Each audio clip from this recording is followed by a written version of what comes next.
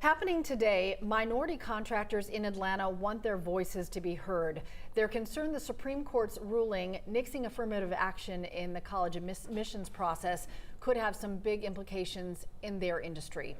Ariana Manise joining us live now. Ariana, the city and some leading construction companies coming together today to talk about how to move forward in light of that ruling.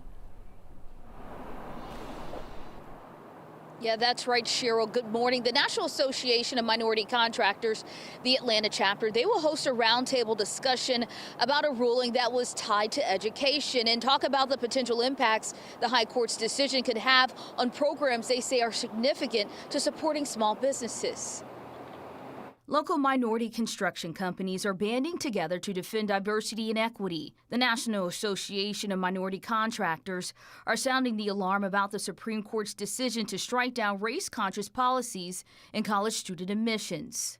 The Harvard decision is cascading into the private marketplace to include the construction industry. The organization says the High Court's decision to throw out affirmative action has already triggered numerous legal challenges around diversity and equity programs in the construction industry. African-American contractors, black contractors get 1.7% of the federal government spend. These numbers are just an example of why NAMAC's president Ernest Ellis says federal and public government programs set aside for minority-owned businesses are essential.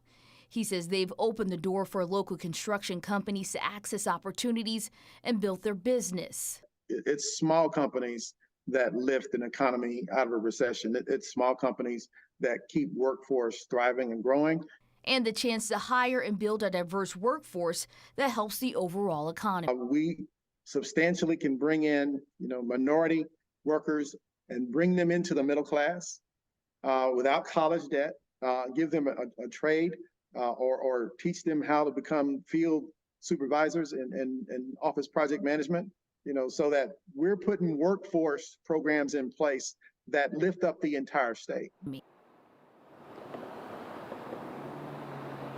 Now we know the construction industry is a present industry around the metro, from the number of apartment buildings to the amount of railroad projects we've seen. Now Major Andre Dickens, he is supposed to be a part of today's discussion, talking about the city's minority contractor program.